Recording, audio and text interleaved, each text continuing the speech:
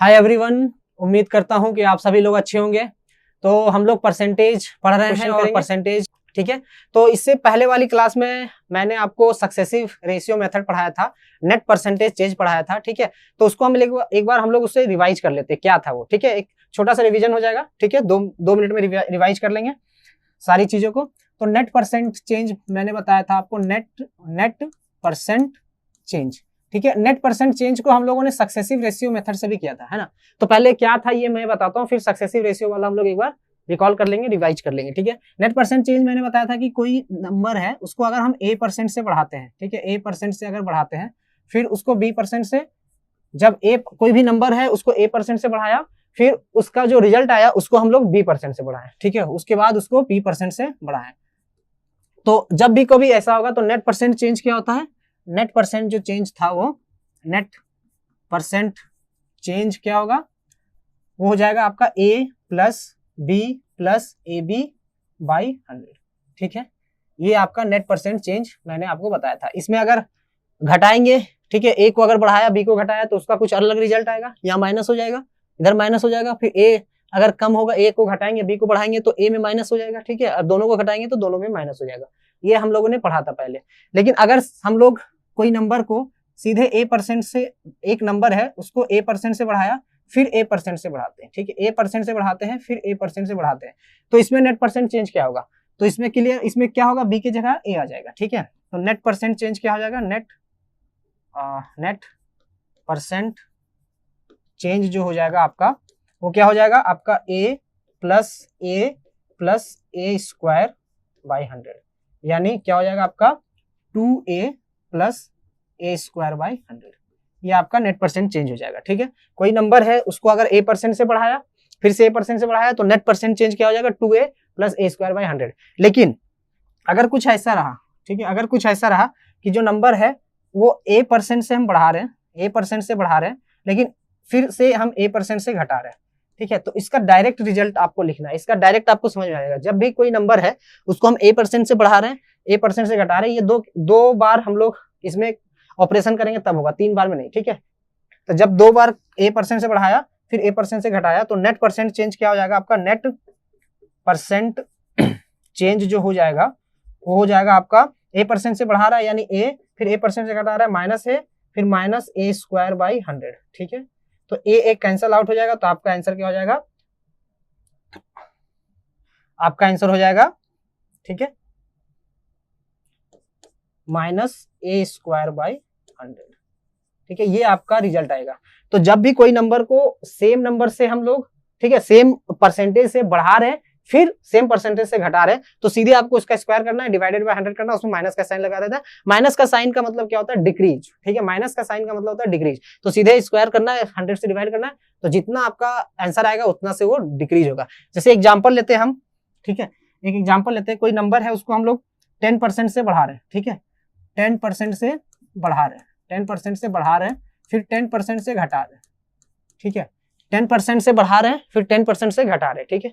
तो जब भी कोई ऐसा होगा नंबर, ठीक है, तो आपका रिजल्ट क्या हो जाएगा, 10 यानी 10×100 यानी आपका क्या हो जाएगा 100/100, ठीक है, यानी आपका 1, तो -1% आपका हो जाएगा, यानी माइनस यहाँ लगेगा तो -1% यानी 1% वो नंबर घट जाएगा, ठीक है। रिजल्ट जो होगा वो 1% घट जाएगा, ठीक है। इसको अगर सक्सेसिव रेशियो से करें, ठीक है, जैसे हम लोगों ने सक्सेसिव रेशियो मेथड पढ़ा था, तो अगर 10% से बढ़ा रहे हैं तो 10 का जो फ्रैक्शन वैल्यू होता है क्या होता है, 10% से बढ़ा रहे हैं तो 10 का फ्रैक्शन वैल्यू होता है 1/10, ठीक है। 10% से घटा रहे हैं, ठीक है, तो 10 का फ्रैक्शन वैल्यू 1/10, तो पहले बढ़ाया तो 10 से 11 हुआ, ठीक है। मैंने बताया था 10%, ठीक है, 10% इक्वल टू क्या होता है 1/10, ये मैंने बताया था 10% इक्वल टू होगा 1/10, ठीक है, 10% का फ्रैक्शन वैल्यू होता है 1/10। अगर ये 10 है, ठीक है, तो ये आपका ओरिजिनल को डिनोट करेगा, ठीक है, ये ओरिजिनल नंबर को डिनोट करेगा, ओरिजिनल, और ये जो आपको डिनोट करेगा वो चेंज करेगा, ठीक है। चेंज कहने का मतलब कि ये ओरिजिनल है, ये चेंज है, चेंज करने का मतलब या तो हम बढ़ा रहे हैं या घटा रहे हैं, ठीक है, smaller than, larger than, greater than, increase by, decrease by, ठीक है, तो ये उस चेंज को डिनोट करेगा। तो यहाँ 10% से बढ़ा रहे हैं तो ओरिजिनल नंबर 10 है तो ये चेंज हुआ, मतलब 10% से बढ़ाया तो इसमें एक ऐड हो जाएगा, ठीक है, ये +1 हो जाएगा, यानी 10 से 11 हो जाएगा। लेकिन अगर कहें 10% से घटाया 10% से घटाया यानी 1/10 है, ठीक है, 10% से घटाया यानी 1/10 है, तो ये 10 ओरिजिनल है, घटाया तो -1 हो जाएगा, ठीक है, -1 यानी अब जो आंसर हो जाएगा आपका 9 होगा, ठीक है, क्लियर है। तो जब भी बढ़ाया तो प्लस कर देंगे और घटाया तो ओरिजिनल वैल्यू से, ठीक है, जब भी बढ़ाया, ठीक है, जब भी बढ़ाए तो क्या करेंगे, ओरिजिनल वैल्यू से प्लस कर देंगे, ऐड कर देंगे, ओरिजिनल वैल्यू में ऐड कर देंगे, जब भी घटाएंगे तो ओरिजिनल वैल्यू से माइनस कर देंगे, ठीक है, ओरिजिनल वैल्यू से घटा देंगे, ठीक है, माइनस कर देंगे। तो अगर यहाँ पे क्या बोला 10% से बढ़ाया, 10% से बढ़ाया तो 10 से 11 हो गया, अब 10% से घटाया तो 10 में से 1 माइनस कर देंगे तो 10 से 9 हो गया, ठीक है। तो आपका देखिए अब इसको क्या करना है, सक्सेसिव रेशियो में क्या करते हैं हम इसको मल्टीप्लाई कर देते हैं, तो मल्टीप्लाई करके क्या हो गया 100 और ये रेशियो हो गया 99। तो ओरिजिनल नंबर आपका था 100, ठीक है, ओरिजिनल नंबर आपका था 100, रिजल्टेंट नंबर जो होगा वो 99 हुआ। तो कितने का चेंज हुआ, कितने का चेंज हुआ, 1 का चेंज हुआ, ठीक है, -1, ठीक है। तो 1/100, ठीक है, किसमें से 100 में से, 100 में से चेंज हुआ तो 100, ठीक है, 100 कैंसिल यानी -1% आपका डिक्रीज हुआ, ठीक है, -1 होगा तो 1% आपका डिक्रीज हुआ, घटा, ठीक है। तो सक्सेसिव रेशियो से भी कर सकते थे, डायरेक्ट भी कर सकते थे। तो जब भी 2 बार ऑपरेशन किया गया, पहले बढ़ाया फिर घटाया यानी 2 बार ऑपरेशन हुआ, तो जो नेट परसेंट चेंज है उसका आप सिंपल फॉर्मूला से कर सकते हैं, लेकिन 3 बार हुआ, ठीक है, जब भी 3 बार होगा तो आपको सक्सेसिव रेशियो वाला मेथड ज्यादा बेटर होगा। जैसे अभी मान लीजिए एक और रहता, ठीक है, यहाँ 10% से बढ़ाया और क्या करता फिर से इसको 10% से, ठीक है, फिर से इसको 10% से मान लीजिए घटा दिया या बढ़ा दिया, ठीक है, 10% से बढ़ा दिया। अगर मान लीजिए 10% से बढ़ाया फिर 10% से घटाया फिर से 10% से बढ़ा दिया तो क्या हो जाता, 10 से 11 होता पहले, फिर 10 से 9 हो जाता, फिर 10 से 11 हो जाता। तो आंसर क्या होता है 11 9 99 गुना 11, 99 गुना 11, तो 9 9 9 9, ठीक है, 9 9 9 8 9 9 18 10, ठीक है, तो ये जगह 1089 और ये हो जाता है 1000, ठीक है। तो आपका रिजल्ट जो होता वो 89 इसमें हो जाता है, मतलब 8.9% आपका रिजल्ट जो होता है वो बढ़ जाता है, ठीक है, ठीक है। तो ये आपका रिजल्ट आता। तो इसमें क्या होता, अगर इसको आप फॉर्मूला से बनाएंगे तो फिर आपको पहले 2 का करना पड़ता, इसका जो रिजल्ट आता, ठीक है, इस रिजल्ट को फिर इससे करना पड़ता, क्लियर है। तो ये चीज आपका होता। नेक्स्ट तो क्वेश्चन जो है आज का जो पहला क्वेश्चन हम लोग करेंगे ये सक्सेसिव रेशियो वाला ही क्वेश्चन है, ठीक है, सक्सेसिव रेशियो से सॉल्व करेंगे कि the price of an article was decreased bye 10% and again reduced by 10%, ठीक है। रिड्यूस्ड बाय करने का मतलब क्या होता है, डिक्रीज्ड बाय होता है। रिड्यूस्ड टू करने का मतलब जैसे 10 पर अगर मैं बोल रहा हूँ कोई नंबर है उसको 100 है, उसको रिड्यूस्ड टू 20% कर दिया गया, ठीक है, रिड्यूस्ड बाय 20% कर दिया गया मतलब डिक्रीज्ड बाय 20% उसका 80% हो जाएगा, ठीक है। लेकिन रिड्यूस्ड टू 20% कर दिया गया तो उसको 10% मतलब उसको 20% तक ले गया गया, 100 है उसको रिड्यूस टू 20% मतलब 100 से उसको 20 बना दिया गया, ठीक है, ये मैंने आपको बताया था, ठीक है। ये सब चीज आपको ध्यान रखना है, छोटी छोटी चीजों को। By what percent should the price have been reduced once in order to produce the same effect as these two successive reduction, ठीक है। कह रहा है कि एक आर्टिकल को पहले 10% से घटाया गया फिर से 10% से घटाया गया, ठीक है, उसके बाद जब घटाया गया तो कितना परसेंट चेंज हुआ, जितना परसेंट चेंज हुआ, ठीक है, वो आपको बताना है, ठीक है, in order to produce the same effect as this two successive reduction, मतलब उसको एक बार फिर घटाएंगे, ठीक है, लेकिन उस बार जो घटाएंगे तो सेम परसेंटेज में घटना चाहिए, वही पूछ रहा है। तो इसका मतलब क्या हुआ, आपको मैं क्वेश्चन बताता हूं फिर आपको समझ में आ जाएगा, ठीक है। पहले क्या किया, 10 से घटाया गया, 10 से हो गया 9, ठीक है, फिर 10 से हो गया 9, तो हो गया आपका 100, ये हो गया 81, ठीक है। तो पहले था नंबर आपका 100, नंबर था पहले 100, ठीक है, नंबर पहले था 100 फिर हो गया 81, तो कितना परसेंट, कितना इसमें माइनस हुआ, 19, माइनस 19 हुआ, तो कितना परसेंट रिडक्शन हुआ, 19/100 गुना 100, ठीक है, तो यानी 19%, ठीक है। 19% आपका जब 2 बार ऑपरेशन हुआ, पहले 10% घटाया गया फिर से 10% घटाया गया तो आपका 19% इसमें चेंज हुआ, ठीक है, 19% वो नंबर जो है रिड्यूस हो गया, ठीक है। कह रहा है कि price have been reduce once, ठीक है, अगर फिर से एक बार प्राइस को रिड्यूस किया जाए in order to produce this same effect, मतलब सेम इफेक्ट लाना है, कहने का मतलब कि सेम इफेक्ट लाना है, मतलब इतना ही परसेंट आपको घटाना है, तो ठीक है, तो वही पूछ रहा है कि what percent should the price have been reduced once in order to produce this same effect, मतलब प्राइस को फिर से कितना परसेंट घटाएंगे कि सेम इफेक्ट होगा, मतलब इतना ही परसेंट घटेगा, तो आंसर इतना ही होगा, ठीक है, आंसर यही होगा 19%। मतलब कह रहा है कि फिर से प्राइस को 19% उतना ही परसेंट घटाना है जितना इन दोनों को मिला के घटाया है। क्वेश्चन यही कह रहा है कि इन दोनों को मिला के जो रिजल्टेंट परसेंटेज घटाया है फिर से उतना ही परसेंट घटाना है, ठीक है, वही कर रहा है, reduced 1 in order to produce the same effect, ठीक है। तो आंसर क्या हो गया 19, क्लियर है, 19%, ठीक है। Next question, the numerator of a fraction is increased by 20% and the denominator is decreased bye 20%, the value of the fraction become 4/5, the original fraction is, कह रहा है कि एक फ्रैक्शन है, ठीक है, उसका न्यूमरेटर को 20% बढ़ाया गया और डिनोमिनेटर को 20% घटाया गया, ठीक है। तो कह रहा है कि जब ये काम हो गया, न्यूमरेटर को 20% बढ़ाने के बाद, डिनोमिनेटर को 20% घटाने के बाद क्या हुआ, जो रिजल्टेंट फ्रैक्शन हुआ वो 4/5 हुआ, ठीक है। तो ओरिजिनल फ्रैक्शन हमें पता करना है, तो हम ओरिजिनल फ्रैक्शन को मान लेते हैं a/b।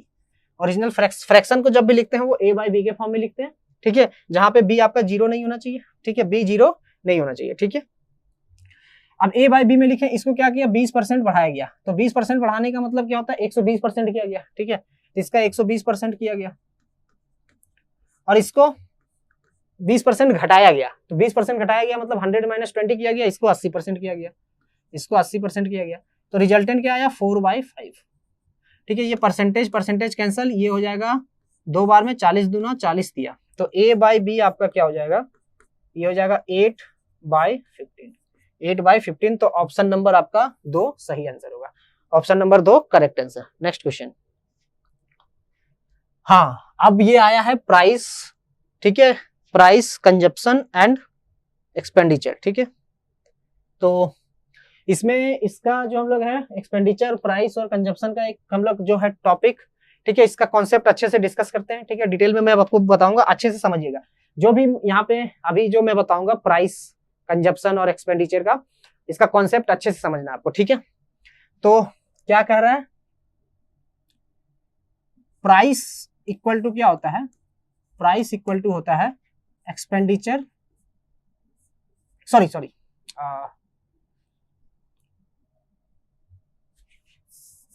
एक्सपेंडिचर इक्वल टू क्या होता है,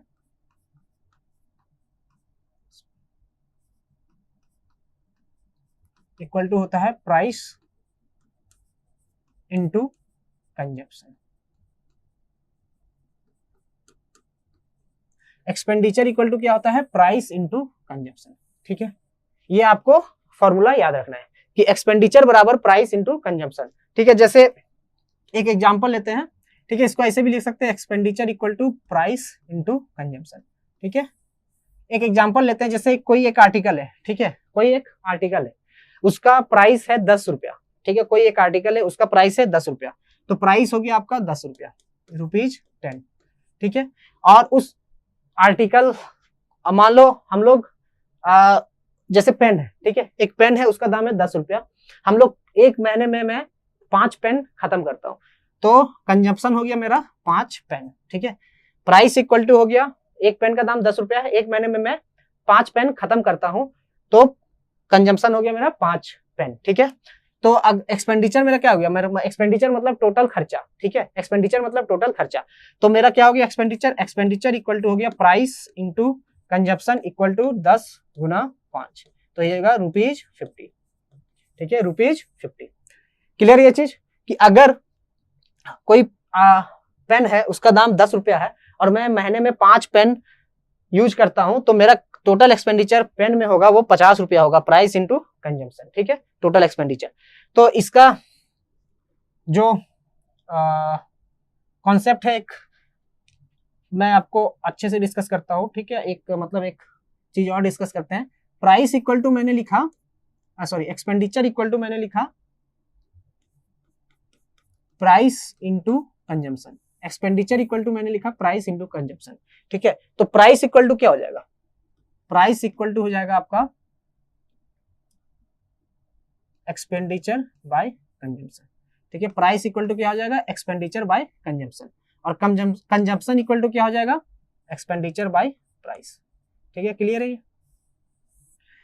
अगर expenditure equal to price into consumption है, ठीक है, expenditure equal to price into consumption है, तो प्राइस इक्वल टू क्या हो जाएगा, एक्सपेंडिचर बाय कंजम्पशन, ये एक्सपेंडिचर के नीचे कंजम्पशन आ गया, और कंजम्पशन इक्वल टू क्या हो जाएगा, एक्सपेंडिचर बाय प्राइस, ठीक है। तो एक चीज यहाँ पे देखिएगा, अगर मैं यहाँ पे आपको केसेस बताऊंगा कुछ कि एक्सपेंडिचर सेम है, ठीक है, मान लीजिए एक्सपेंडिचर सेम है, ठीक है, case one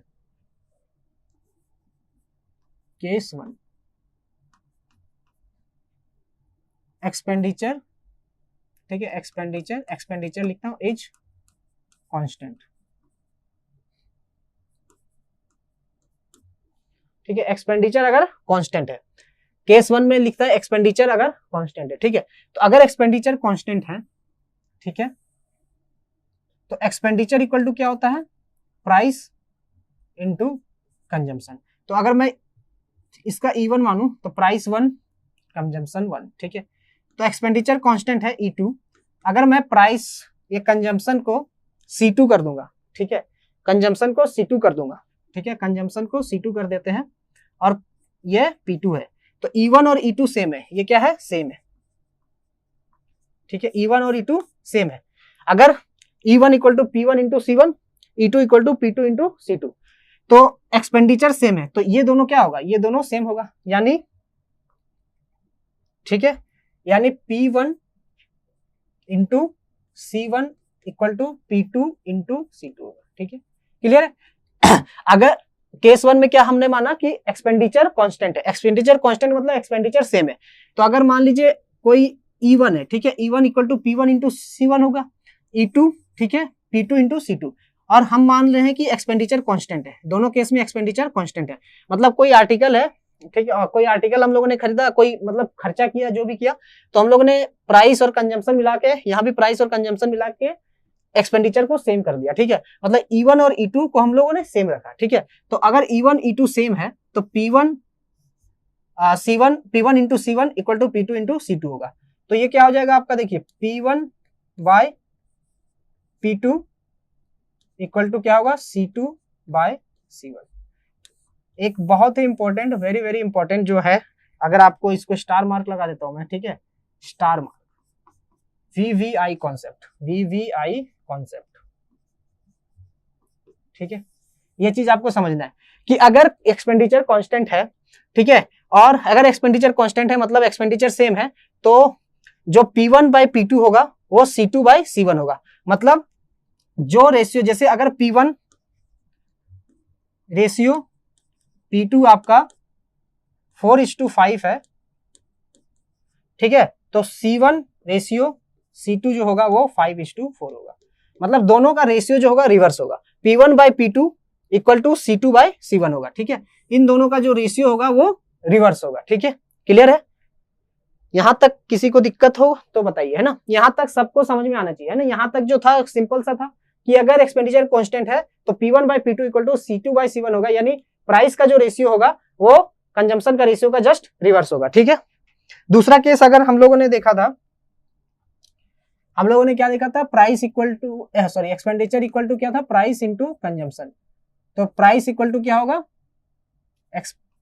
expenditure by consumption. तो अगर हम P को सेम कर दें, ठीक है, P को अगर सेम कर दें, P को कांस्टेंट रखें तो क्या आएगा, ठीक है, P को अगर कांस्टेंट रख देते हैं तो क्या आएगा, तो मान लीजिए P1 इक्वल टू क्या होगा, E1 बाय C1, और P2 इक्वल टू क्या होगा, E2 बाय C2, ठीक है। तो ये अगर सेम है, ठीक है, इसको हम सेम कर दिया, इसको हम लोगों ने सेम कर दिया, तो ये दोनों भी सेम होगा, ठीक है। तो E1 bye C1 equal to क्या होगा, E2 बाय C2। तो E1 bye E2 equal to C1 bye C2 होगा।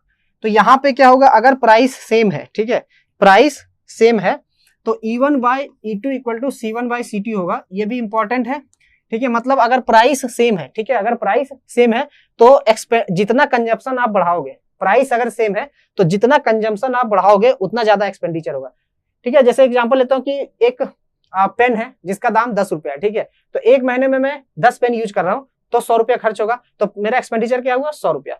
अगर मैं कंजम्पशन बढ़ा रहा हूं, मैं एक महीने में 20 पेन खर्च कर रहा हूं, ठीक है, एक महीने में मैं 20 पेन खर्च कर रहा हूं, तो मेरा एक्सपेंडिचर क्या होगा, 200 होगा, ठीक है।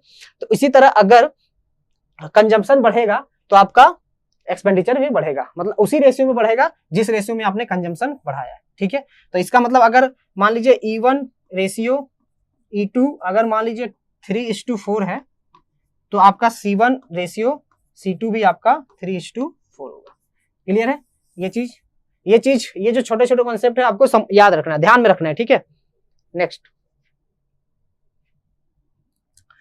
क्या था, expenditure equal to price into consumption, ठीक है। तो कंजम्पशन को हम क्या लिख सकते हैं, एक्सपेंडिचर बाय प्राइस, ठीक है, एक्सपेंडिचर बाय प्राइस।